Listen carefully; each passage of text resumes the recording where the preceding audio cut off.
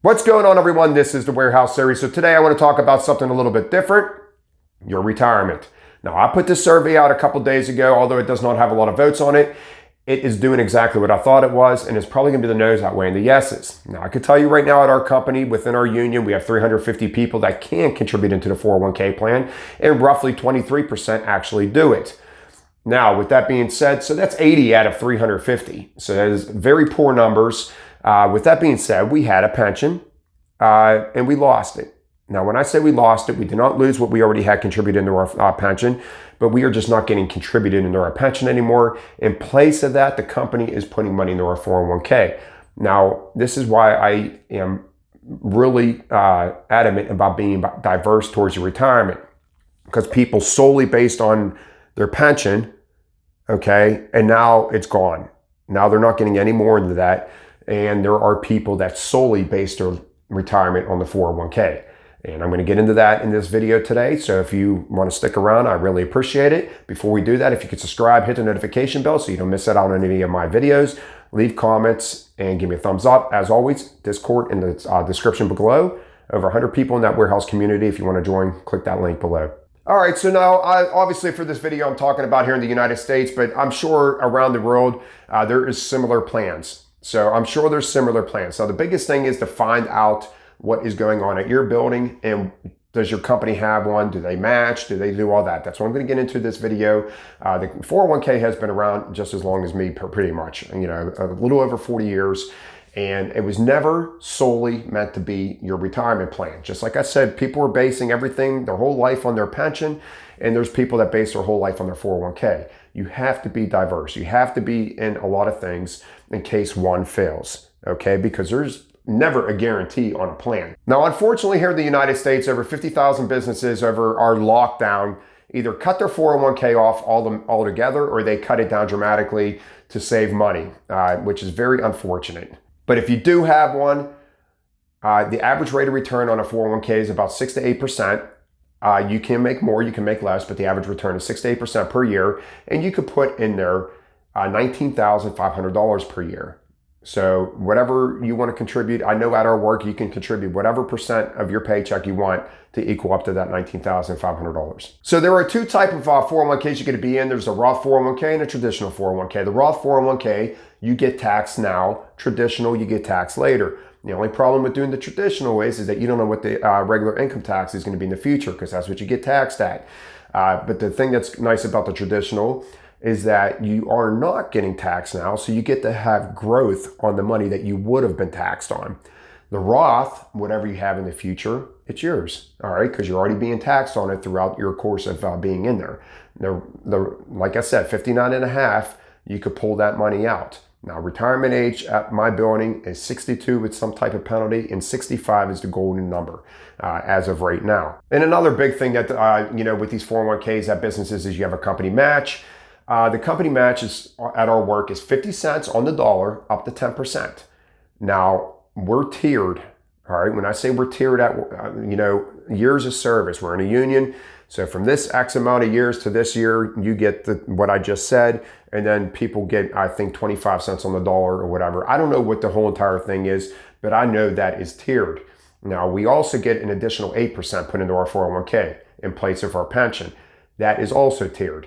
So the top people get 8% put in their 401k, the company puts in, but that is tiered down to like 6%, 5%. Once again, that's why it's so important to talk to someone that knows what they're talking about with all the tiers.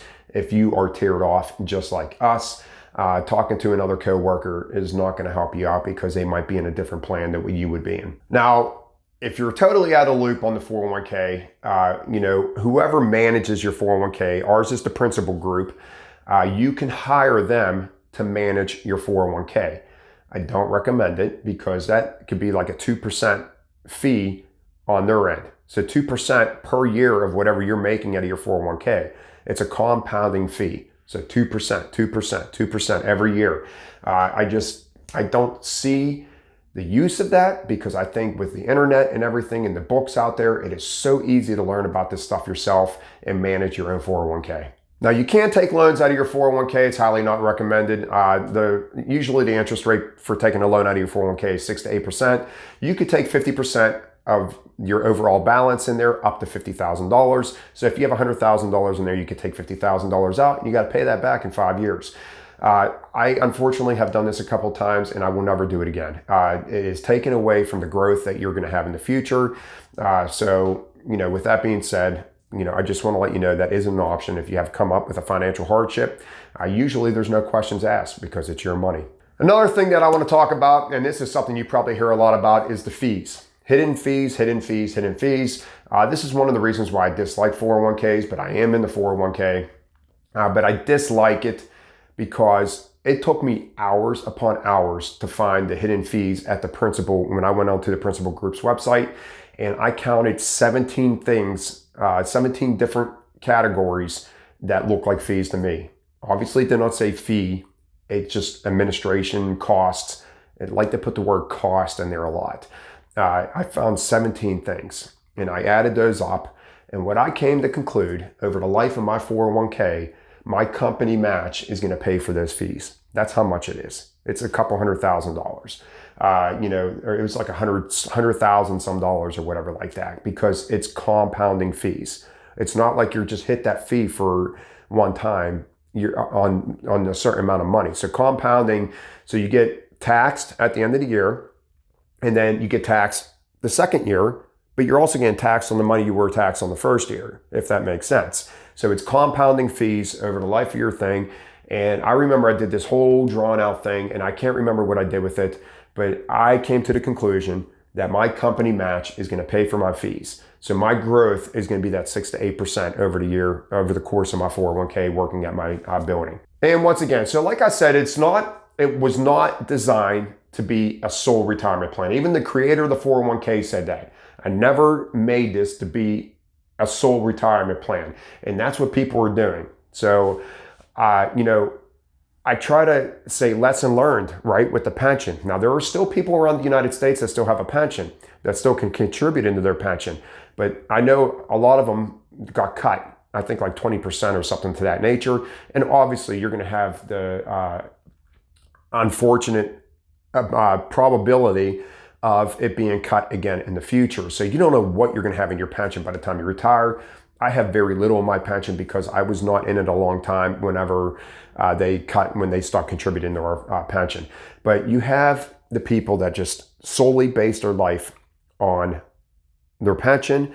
And now you got people that are solely basing their life on the 401k and solely basing, when I say their life, I mean their retirement, on the pension that they, what pension, I'm talking our work, what pension they had, and now what 401k they have. If this does not teach you to be diverse, with the whole pension, I don't know what will. So I really highly recommend having your stuff in a lot of things. You could be in an IRA, which is an individual retirement account. You could put $6,000 a year up into that IRA. And believe it or not, you start at age 18 in the IRA. By the time you go to retire at 65, you're going to have well over $1 million in that IRA. All right. So max out your IRA every year. There's, brokerage accounts. All right. So, now you want to be careful with this. Do not invest in companies, invest in ETFs. Okay. Vanguard is one of the ones I'm in. And they have a lot of different things you could get involved in with ETFs. Now, it's very easy to open up a brokerage account. You choose who you want. If you want to, go with a bank like Charles Schwab. Go with a bank that's established. Now, I do have non-bank people that I'm with, like Webull, but things to that nature. But I'm in VOO, Vanguard, that invests in the whole entire S&P 500. I'm in VYM. VYM invests in high dividend yields, and VNQ is like a REIT and invest in real estate. I do have my kids involved in this too. Okay. Now you could do Acorns and you could do stuff for your kids as well. But investing in their future is just teaching them what I was not taught, by my parents. But I love these. These are just 3 of the ones I'm in. I do have individual companies, but I read books. I do a lot of research into what I am buying. I do not recommend buying companies. Invest in ETFs, index funds, And that's what I would do. All right, guys. So with that being said, I want to come to the conclusion of what do I hear all the time? All right. So I used to have a finance channel. So I'm real big on this. All right. So I'm not, like I said, I'm not the greatest with my money, but I'm great with my money. What I want to say is I hear the same excuses that I used to say back in the day. I cannot afford to put any more into anything else. Now, I did have a 401k, but I never did anything else. Now, if I can't even imagine where I would be at right now if I was investing in multiple things. And you always say I don't have the money for it. I can't put any more into anything that I already do because I have all these bills. If you were like me, which I know you are, you get new cars every 3 years because you probably lease. You go on vacation every year that you can't afford. Usually you're putting that on a credit card. It's just on and on and on. You bought yourself a boat. You bought yourself the iPhone every single year it comes out. Phones are ridiculous too. It's just like leasing cars. You lease phones. I could go on and on and on about this, but I'm not going to because I've made videos on my Step on Finance channel about that stuff. I do not post that Step on Finance anymore, but if you want to go over there, watch a couple videos, you don't have to subscribe to it because like I said, I don't post to it anymore. You're probably going to hate me because I really lay in on some of those videos, but I had a wake-up call and I just wanted to give everybody else that wake-up call. My wife and I are very middle class. We don't make a lot of money between the two of us and we make it just fine. We do really good for ourselves with the money that we make because we just write a budget and we really came to our senses that if you're looking at your money, then you know where you're going. All right. If you're writing your money down, you know that, hey, we are wasting a ton of money and we could be retiring or saving for the future. So with that being said, guys, there's two things that always go up. That's inflation and that's the retirement age. And they are not helping you. Either one is not helping you by just being in a 401k, just being over here in the pension, be in different things. Do not invest in companies unless you are, doing your research and you're reading about them. I bought a company and I did not invest in another one for a year because I did nothing but read up on what do I got to do to evaluate this company to make sure I'm buying something solid. There's so many YouTubers out there right now that just mislead you, in my opinion. So do your own research, invest ETFs and index funds, stuff to that nature. Quit spending big money on big things. I'm looking at my board. I had such a list written up here. I want to make sure I cover everything. Financial advisors, I don't recommend them unless you just don't want to put no legwork into learning about your finances. Then you can go get a financial advisor. But as far as I'm concerned, the money you're paying the financial advisor, you're losing on your future. Everything that you take out of what your retirement plans are is losing on your future because you're talking to growth. All right. So even if you're paying your financial advisor $100 a month, that $100 a month is $1,200 a year, compounded by 6 to 8% per year that you could be making on that money. Waste of money, in my opinion. Learn yourself, pick up a book, read a book. It's very simple, guys. Watch YouTube channels that just tread lightly. Tread lightly because everyone's a financial expert. Remember, I am not a financial expert, all right? I am nowhere near a financial expert. It's the stuff that I've learned over the years. And I really think that people need to start paying attention to their future. There's people at my work with 30 plus years. They're 60 years old and they're buying brand new $60,000 trucks. Come on, guys. Be smart with your money. All right? Start being smart. You guys are making this incentive at work. You're making extra money. Put it towards your retirement. Don't put it towards buying cars and dressing yourself up real nice. All right? Basic things, especially if you have a family with kids. That's it. I could go on and on forever for this thing. I can literally make this video another hour. So any questions, leave them in the comment section below, or you could private Discord me, private message me on Discord and we could have a chat. Remember, I'm not an expert. I'm just a person that put some legwork into learning about this stuff. I will talk to you next time, guys. Have a great day.